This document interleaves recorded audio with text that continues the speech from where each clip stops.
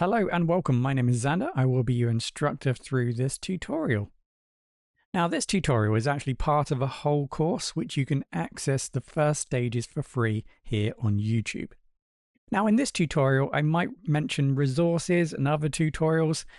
Do check out the link in the video description, which will take you to the playlist, and also there will be a link to the resources so that you can access and follow along here on YouTube. Now, if you like this course, you found it useful, and you want to take that next step, you can find this course over at Udemy. All the links to the resources can be found in the video description. Now, don't forget, also subscribe to the channel for weekly promotions, discounts, and free course giveaways.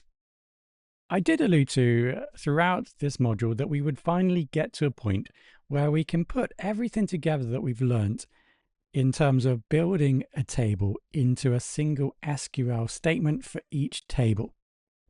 Now, when building tables, this is probably the way that you're going to construct or define your tables before you insert them into the database and actually create those tables in the database. But by working through the tasks that we have in this module, I think it's provided a better or more logical approach for our learning in terms of the different aspects of building a table. And it's also allowed us to explore different SQL code that we wouldn't have done if we would have simply moved to this step first. So we're going to put everything we've learned together in this module thus far into single table statements, SQL statements, to create tables in our PostgreSQL database.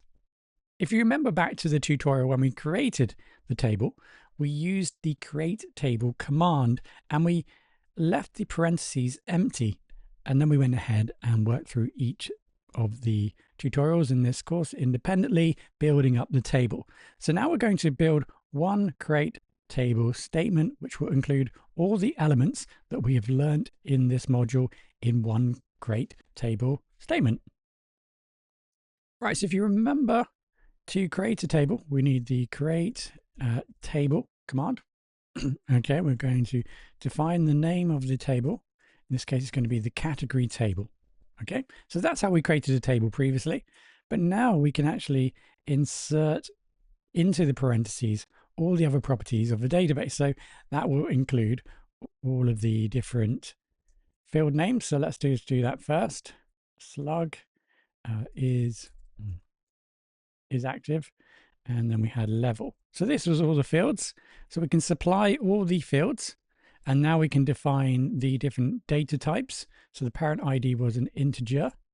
The name was a varchar. We set it to 50, and then the slug, apologies, slug varchar was 55. Is active is a boolean, and the level was a small int. Okay, so if you remember, the keyword for primary key was primary key. So we set the ID field as primary key, comma. We finished with that now. So let's go ahead and build our foreign key. Remember, this is our foreign key. It references the category table ID. It's a self-referring foreign key. On delete, we're going to set that as restrict. There we go. Right, so if you remember the name, we're going to set the not null unique. So it should be not null and unique. The boolean, I think we set the boolean to a default, so it's not null, and we've also set the default to false. And then the small int, that was not null, and default was 0. To make sure that code is executed as one statement, let's make sure we use the semicolon at the end. Now, what we can also do is add a constraint. So let's add a constraint. Remember, we created a check constraint. It was called check category name not empty. I think we've actually got it lined up here. And so that was a check constraint. And that was the name field is not equal to empty string.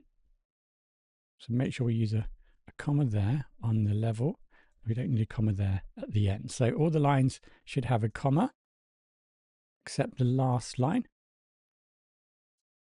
So there we have the category table completed. We have consolidated the knowledge that we've learned now through each of the different tutorials in this module.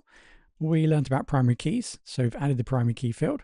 We didn't need to reference a foreign key here. We just need to define reference, the field it references to, and the on delete for the foreign key.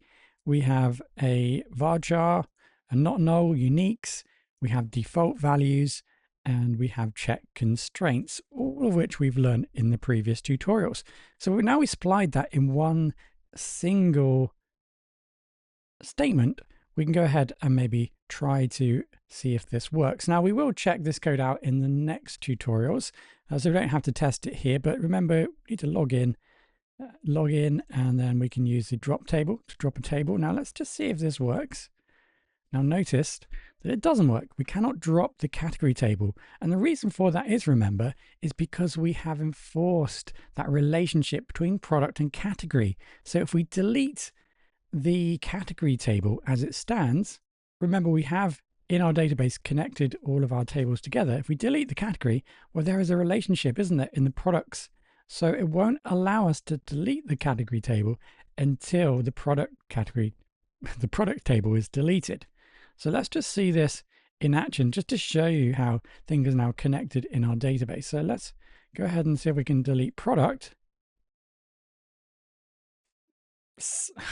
And you'll find that we cannot delete that too, because remember, the stock management table depends on the table product. So we can't delete that. So we have to follow a particular order potentially now to delete the tables. So let's delete the stock management table. So now let's see if we can delete the products table. Okay, doesn't look like we do that. Can do that because the product promotion events table. So let's see if we can delete that table, and we find we can. So now we can potentially delete the products table. It is now deleted, and now hopefully we can now delete the category table.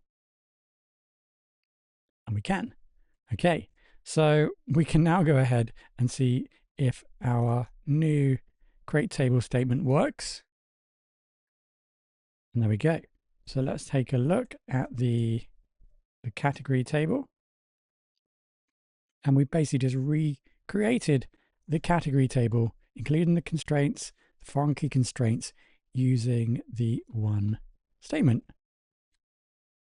What we have, of course, learned throughout this module is how to make the changes, how to remove and add changes, the constraints and fields from our table. So not only do we know now how to create tables with one statement, but we also know how to manage that table if we want to make any changes. Now, typically when you are building your databases, you will start with the create table statement in its entirety, like you see here, and then you, of course, make any changes as you go along. So let's see if you can go ahead now and create the next table. There isn't necessarily any new skills to learn from this point. It's just a case of remembering the fields that are included and the data types. So see if you can go ahead and create the promotion events table. Now, ideally, what you want to try and do here is follow the relationship. So this is why I created the category first, because I can't create products necessarily unless category table is created because of the relationships and how they work here. We've learned that we can't delete products unless there's a stock management. So stock management needs to be created before products and so on. So that'd be the case over here for users and orders. So it is important that you understand the relationships that are established within the tables, because it does affect how you perform operations on the tables, inserts and deletions, as we have seen.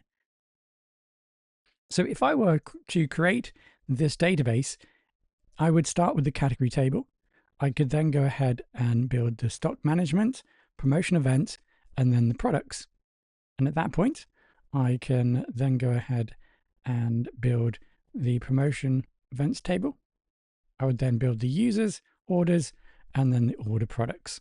So that's the order I would take here, ensuring that I start with, say, the parent tables, the tables where other tables rely on that data in order for us to insert data into those tables.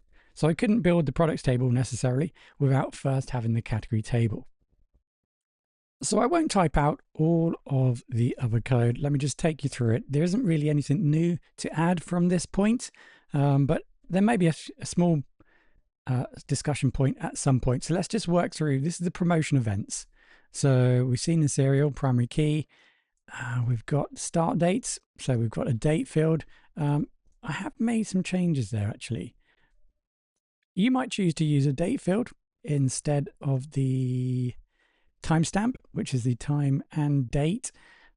Up to you, but I'm going to change that to timestamp. So that's going to store the time and date in this field. Not null. We have one unique field here in name in the promotion events. And just make sure that you remember to use comma after each line. And then at the end, there isn't no comma before then the semicolon. So we have promotion events, and then we have products. So we have the foreign key. We have unique values, just the text field, Boolean, default, false. So we have a default value for Booleans there. You can see that the created at, okay, this is something that we've not discussed.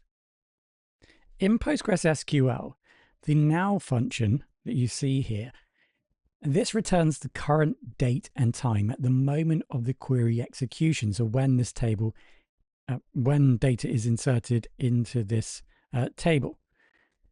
So when you use default now, in the context of create table, alter table statement, it sets the default value for the column to the exact time when the new row is inserted into the table. Just to clarify what I've said there, it's default now that we've passed here. This is used to set the initial value for created at whenever we enter records. So default now, not just now, default now. Remember, if we don't pass a date for created at, then the default will be whatever the time date is at that particular moment when the data is inserted. Okay, so we can see updated at price. So we have a numeric, maximum of 10 values, 2 decimal places, not null. And we have a few other constraints as we have already discussed. They look very similar to the constraints that we created individually. Moving on to the product promotion. Again, nothing new here. We have our foreign keys, we have on delete cascades, and we have our unique constraint with both product ID and promotion event ID. Stock management, we have our default 0. It looks like here we're using timestamps with time zone. So if you're wondering how that would look, or how that would look, that's how it's going to look like. So here we set the timestamp with time zone, and we set to not null. So the users, so we have not null, username, password, orders, nothing new there. So we're using default now, you can see, for both update and delete, which we probably don't want to set. I don't want to set that just yet. And then we have order products. Okay, so we have quantity, nothing new there. Order ID, references order ID, so orders. Okay, so I think we need to make that change. Looks like we're going to update that. So it's the orders table, not order. Same with user. So let's just change that to user ID and orders ID. So this should reference products ID. Okay, so I think that's all the changes that we need to make. So there you can see all of the code now for all of the tables that we're now going to use to build the tables in the database. We have now defined all the tables as per specification in the ERD diagram. So let's take a look at how we can, in addition to use the command line, how we can utilize other graphical user interface software tools to interact with the database. And we will use the SQL we generated here in these tools to create our tables.